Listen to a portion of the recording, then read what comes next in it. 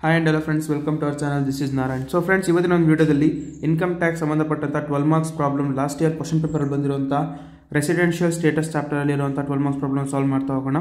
So ಈ ಒಂದು problem ಅಲ್ಲಿ ಈ ರೀತಿಯಾಗಿದೆ. Shri Narayana furnishes the following particulars of his income for the previous year 2022-23. So ಅವನ ಒಂದು ಹಿಂದಿನ ವರ್ಷದ ಏನೆಲ್ಲ ಇನ್ಫಾರ್ಮೇಷನ್ ಇದೆ ಸೊ ಅದನ್ನ ಇಲ್ಲಿ ಕೊಟ್ಟಿದ್ದಾನೆ ಇನ್ಕಮ್ನ. ಸೊ ಅದರಲ್ಲಿ ಫಾರಿನ್ ಇನ್ಕಮ್ ಎಷ್ಟು, ಕಂಟ್ರೋಲ್ಡ್ ಇನ್ಕಮ್ ಎಷ್ಟು ಆ್ಯಂಡ್ ದೆನ್ ಇಂಡಿಯನ್ ಇನ್ಕಮ್ ಎಷ್ಟು ಅಂತ ಕ್ಯಾಲ್ಕುಲೇಟ್ ಮಾಡಿ, ಸೊ ಟ್ಯಾಕ್ಸ್ ಫ್ರೀ ಇರೋದು ಯಾವುದು ಅಂತ ಕ್ಯಾಲ್ಕುಲೇಟ್ ಮಾಡಿ, ಸೊ ಟೋಟಲ್ ಅವನಿಗೆ ಗ್ರಾಸ್ ಟೋಟಲ್ ಇನ್ಕಮ್ನ ಕ್ಯಾಲ್ಕುಲೇಟ್ ಮಾಡಬೇಕಂತೆ. ಸೊ ಇಲ್ಲಿ ಹೇಳಿದ್ದಾನೆ compute is gross total income for the assessment year 2022-23-24. ಓಕೆನಾ. ಸೊ ಹಾಗಾದರೆ ಇನ್ಫಾರ್ಮೇಷನ್ ನೋಡ್ತಾ ಹೋಗೋಣ. Income from business in Bengaluru. So Bengaluru ಅಂತ ಇದ್ದ ತಕ್ಷಣ ಇದನ್ನು ಇಂಡಿಯನ್ ಇನ್ಕಮ್ ಅಂತ ಹಾಕೊಳ್ತಾ ಹೋಗಬೇಕು ಅಷ್ಟೇ. Next interest bonds government of India. So this is also Indian income. So India ಅನ್ನೋ ವರ್ಡ್ ಇತ್ತು ಅಂದರೆ, ಅಥವಾ ಗೌರ್ನಮೆಂಟ್ ಆಫ್ ಇಂಡಿಯಾ ಅನ್ನೋ ವರ್ಡ್ ಇತ್ತು ಅಂದರೆ, ಅಥವಾ ರಿಸೀವ್ಡ್ ಅನ್ನೋ ವರ್ಡ್ ಇತ್ತು ಅಂದರೆ, ಅಥವಾ ಅಕ್ಕರ್ಡ್ ಅನ್ನೋ ವರ್ಡ್ ಇತ್ತು ಅಂದರೆ ಸಾರಿ, ಸೊ ಈ ರೀತಿ ವರ್ಡ್ ಇತ್ತು ಅಂದರೆ ಸೊ ಅದನ್ನೆಲ್ಲ ಇಂಡಿಯನ್ ಇನ್ಕಮ್ ಅಂತ ಕನ್ಸಿಡರ್ ಮಾಡ್ತಾ ಹೋಗಬೇಕು.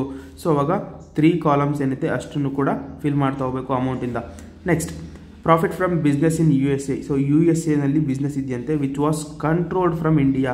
ಸೊ ಈ ಕಂಟ್ರೋಲ್ಡ್ ಅನ್ನೋ ವರ್ಡ್ ಇತ್ತು ಅಂದರೆ ಸೊ ಅದನ್ನು ಕಂಟ್ರೋಲ್ಡ್ ಇನ್ಕಮ್ ಅಥವಾ ಡೀಮ್ಡ್ ಇನ್ಕಮ್ ಅಂತ ಕನ್ಸಿಡರ್ ಮಾಡ್ತಾ ಹೋಗಬೇಕು. ಸೊ ಇದನ್ನು 2 ಕಾಲಮಲ್ಲಿ ಫಿಲ್ ಮಾಡ್ತಾ ಹೋಗಬೇಕು. ನೆಕ್ಸ್ಟ್ ಹೇಳಿದರೆ 1/2 of profit received in India. So profit received in India ಅಂತ ಬಂದಾಗ ಇದು ಇಂಡಿಯನ್ ಇನ್ಕಮ್ ಆಗ್ತಾ ಹೋಗುತ್ತೆ. ಸೊ 60,000ದಲ್ಲಿ 30,000 ಇಂಡಿಯನ್ ಇನ್ಕಮ್ ಆಗುತ್ತೆ, 30,000 ಕಂಟ್ರೋಲ್ಡ್ ಇನ್ಕಮ್ ಆಗ್ತಾ ಹೋಗುತ್ತೆ. ಸೊ ಇದು ಯಾವ ರೀತಿ ತೋರಿಸ್ತಾ ಹೋಗ್ತೀನಿ. Next interest on deposits with Canara bank Tumakuru. So ಇಂಡಿಯಾದಲ್ಲಿರೋದ್ರಿಂದ ಇದನ್ನು ಇಂಡಿಯನ್ ಇನ್ಕಮ್ ಅಂತ ಕರಿತಾ ಹೋಗಬೇಕು. Next income from agriculture in Nepal received in India 1 lakh rupees. So ಇದು ಇಂಡಿಯನ್ ಇನ್ಕಮ್ ಆಗ್ತಾ ಹೋಗುತ್ತೆ. ಸೊ ಯಾಕಂದರೆ ರಿಸೀವ್ಡ್ ಇನ್ ಇಂಡಿಯಾ ಅನ್ನೋ ವರ್ಡ್ ಇದೆ, ಸೊ ಅದಕ್ಕೋಸ್ಕರ ಇದು ಇಂಡಿಯನ್ ಇನ್ಕಮ್.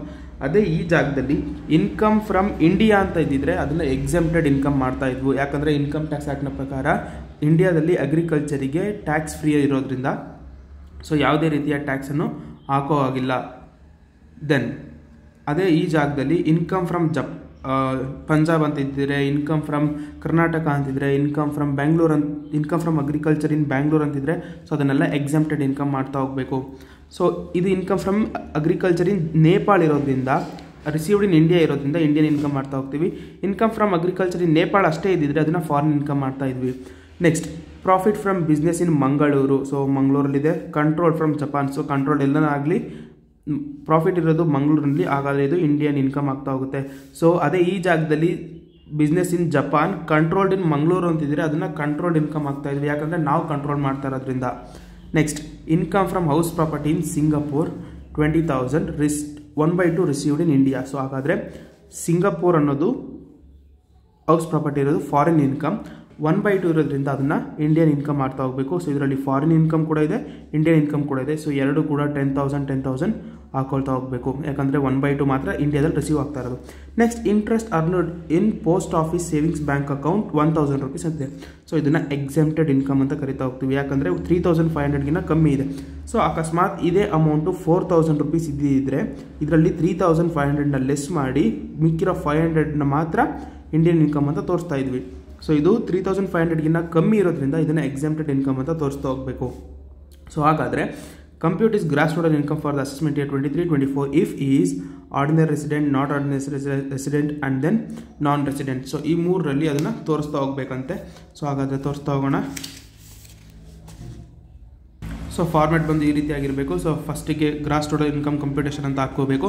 ನೆಕ್ಸ್ಟ್ ಅದಾದಮೇಲೆ SSC name it is very most important because it is also allotted the marks. So ಫಸ್ಟಿಗೆ SSC ನೇಮ್ ಏನಿದೆ SSC ನೇಮನ್ನು ಕೂಡ ಹಾಕೊಳ್ತಾ ಹೋಗಬೇಕು. So SSC name is Narayana. So Narayana Shri Narayana ಅಂತ ಹಾಕೋಬೇಕು. ನೆಕ್ಸ್ಟ್ ದೆನ್ ಪ್ರೀವಿಯಸ್ ಇಯರ್ ಬಂದುಬಿಟ್ಟು ಪ್ರೀವಿಯಸ್ ಇಯರ್ ಇನ್ಫಾರ್ಮೇಷನ್ ಕೊಟ್ಟಿದ್ದಾರೆ 22-23 ಅಂತ. ಸೊ ಹಾಕೊಳ್ಳಿ ಪ್ರೀವಿಯಸ್ ಇಯರ್ ಇನ್ಫಾರ್ಮೇಷನ್ ಹಾಕೋಬೇಕು. ನೆಕ್ಸ್ಟ್ ಅಸೆಸ್ಮೆಂಟ್ ಇಯರ್ ಇನ್ಫಾರ್ಮೇಷನ್ ಕೂಡ ಕೊಟ್ಟಿದ್ದಾರೆ. ಸೊ ಅಸೆಸ್ಮೆಂಟ್ ಇಯರ್ ಇನ್ಫಾರ್ಮೇಷನ್ ಕೂಡ ಹಾಕೊಳ್ತಾ ಹೋಗಬೇಕು 2023 ಆ್ಯಂಡ್ 24 ಅಂತ. ಸೊ ಹಾಗಾದರೆ ಪ್ರಾಬ್ಲಮ್ನ ಸಾಲ್ವ್ ಮಾಡ್ತಾ ಹೋಗೋಣ. ಸೊ ಫಸ್ಟ್ ಹೇಳಿದ್ದಾರೆ income from business in Bengaluru ಅಂತ. ಸೊ ಹಾಗಾದರೆ ಹಾಕೊಳ್ತಾ ಹೋಗೋಣ. First one income from Bengaluru. So income from Bengaluru ಅಂತಿದ್ರೆ ಅದು Indian income. So simple, Indian income ಅಂತ ಇತ್ತು ಅಂದರೆ ಮೂರಕ್ಕೂ ಕೂಡ ಅಮೌಂಟ್ ಹಾಕೊಳ್ತಾ ಹೋಗಬೇಕು.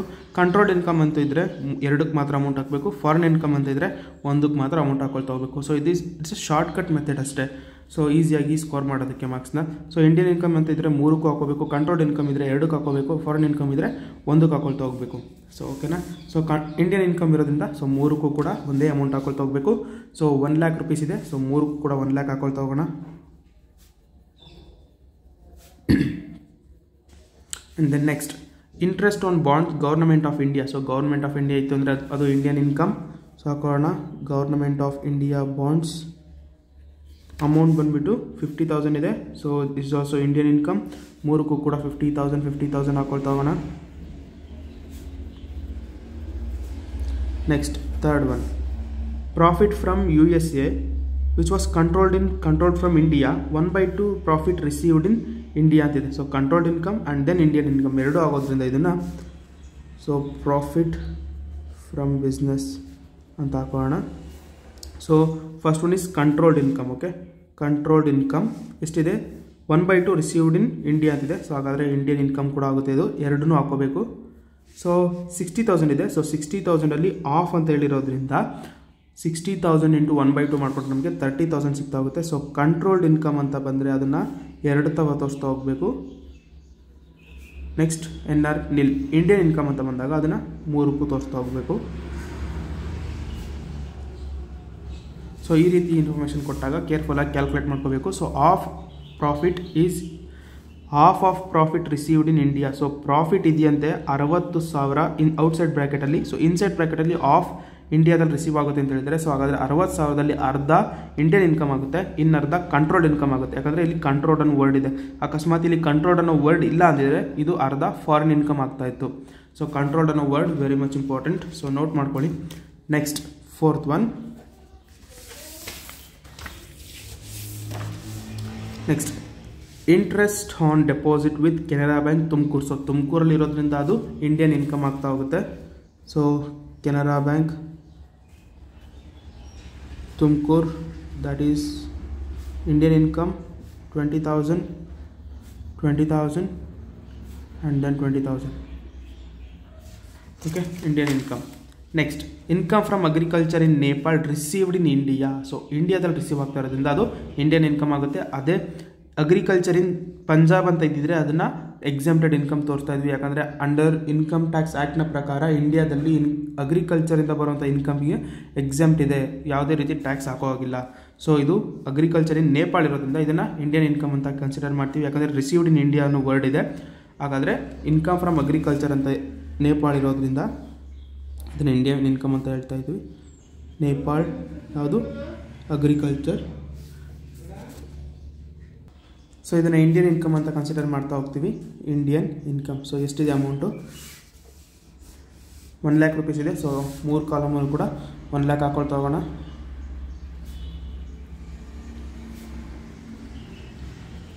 So next income from business profit from business in Mangaluru. So Mangaluru ಅಂತ ಇರೋದ್ರಿಂದ ಇದು ಇಂಡಿಯನ್ ಇನ್ಕಮ್ ಆಗ್ತಾ ಹೋಗುತ್ತೆ. Control from Japan 50,000. ಸೊ ಅದು ಈ ವರ್ಡ್ ಏನಕ್ಕೂ ಯೂಸ್ ಆಗೋದಿಲ್ಲ, ಯಾಕಂದರೆ ಪ್ರಾಫಿಟ್ ಇರೋದು ಮಂಗಳೂರಲ್ಲಿ. ಸೊ ಹಾಗಾದರೆ ಕಂಪ್ಲೀಟ್ 50,000 ಇಂಡಿಯನ್ ಇನ್ಕಮ್ ಆಗ್ತಾ ಹೋಗುತ್ತೆ. ಅದೇ ಈ ಕ್ವೆಶನಲ್ಲಿ ಜಪಾನ್ ಬಂದು ಇಲ್ಲಿ, ಮಂಗಳೂರು ಬಂದು ಇಲ್ಲಿದ್ದಿದ್ರೆ ಸೊ ಇದನ್ನು ಕಂಟ್ರೋಲ್ಡ್ ಇನ್ಕಮ್ ಅಂತ ಹೇಳ್ತಾ ಇದ್ವಿ. ಯಾಕಂದರೆ ಕಂಟ್ರೋಲ್ ಆಗ್ತಾ ಇರೋದು ಇಂಡಿಯಾಯಿಂದ, ಅದಕ್ಕೋಸ್ಕರ. ಸೊ ಸೆಂಟೆನ್ಸ್ನ ಕರೆಕ್ಟಾಗಿ ಅರ್ಥ ಮಾಡ್ಕೊಳ್ಳಿ. Profit from business in Mangaluru. So ಮಂಗಳೂರಲ್ಲಿ ಪ್ರಾಫಿಟ್ ಅಕ್ಕರ್ ಆಗ್ತಾ ಇದೆ ಅಂದರೆ ಇದು ಇಂಡಿಯನ್ ಇನ್ಕಮ್ ಆಗ್ತಾ ಹೋಗುತ್ತೆ. Profit from business in Mangaluru. So Indian income ಆಗ್ತಾ ಹೋಗುತ್ತೆ. ಕಂಪ್ಲೀಟ್ 50,000ನ 3 ಕಾಲಮಲ್ಲಿ ಫಿಲ್ ಮಾಡ್ತಾ ಹೋಗಿ. 50,000 and then 50,000. Next income from house property in Singapore 50. ಈ ಇಷ್ಟು ಸೆಂಟೆನ್ಸ್ ಫಾರಿನ್ ಇನ್ಕಮ್ ಆಗ್ತಾ ಹೋಗುತ್ತೆ. 1/2 received in India. So this is Indian income ಆಗ್ತಾ ಹೋಗುತ್ತೆ. ಅಂದರೆ ಅರ್ಧ income from house property Singapore ಇದೆ. ಸೊ ಅದು ಫಾರಿನ್ ಇನ್ಕಮ್ ಆಗ್ತಾ ಹೋಗುತ್ತೆ. ಸೊ ಎಷ್ಟಿದೆ ಅಮೌಂಟು? 20,000. ಅದರಲ್ಲಿ ಅರ್ಧ 10,000 rupees 1 ಕಾಲಮಿಗೆ ಮಾತ್ರ ಹಾಕೊಳ್ತಾ ಹೋಗಬೇಕು. ಆ್ಯಂಡ್ ದೆನ್ ಇಂಡಿಯನ್ ಇನ್ಕಮ್ ಕೂಡ ಇದೆ. ಅದರಲ್ಲಿ 20,000 ಇಂಟು 1/2 ಅಂತ ಅದರಲ್ಲಿ 10,000 ಆಗ್ತಾ ಹೋಗುತ್ತೆ. ಇಂಡಿಯನ್ ಇನ್ಕಮ್ 3 ಕಾಲಮಲ್ಲಿ ಹಾಕ್ಕೊಳ್ತಾ ಹೋಗಬೇಕು. Next interest earned on POSB, that means post office savings bank account. So 1,000 ಇರೋದ್ರಿಂದ ಅದನ್ನು ಎಕ್ಸಾಮ್ ಮಾಡ್ತಾ ಹೋಗಬೇಕು. ಸೊ ಯಾಕಂತ ಅವಲ್ಲಿ ಹೇಳಿದ್ದೀನಿ, interest earned post office savings bank account that is exempted income tax free. So ಇವಾಗ ಇದನ್ನು ಟೋಟಲ್ ಮಾಡಿದ್ರೆ ನಮಗೆ gross total income of mister Narayana ಸಿಗ್ತಾ ಹೋಗುತ್ತೆ. ಓಕೆನಾ? ಹಾಗಾದರೆ ಕ್ಯಾಲ್ಕುಲೇಟ್ ಮಾಡ್ತಾ ಹೋಗೋಣ. 1 lakh plus 50,000 plus 30,000 plus 30,000 plus 20,000 plus 1 lakh plus 50,000 plus 10,000 plus 10,000, that is 4 lakh rupees. And then non-ordinary resident ಎಷ್ಟು ಬರುತ್ತೆ? 1 lakh 50,000 30,000 30,000 20,000 1 lakh 50,000 10,000 3,90,000 ಬರುತ್ತೆ. ಹಾಕೋಣ 3,90,000. ಆ್ಯಂಡ್ ದೆನ್ ನಾನ್ ರೆಸಿಡೆಂಟ್ ಬಂದುಬಿಟ್ಟು 1 lakh 50,000 30,000 20,000 1 lakh 50,000 and then 10,000. So 3,60,000 ಸಿಗ್ತಾ ಹೋಗುತ್ತೆ.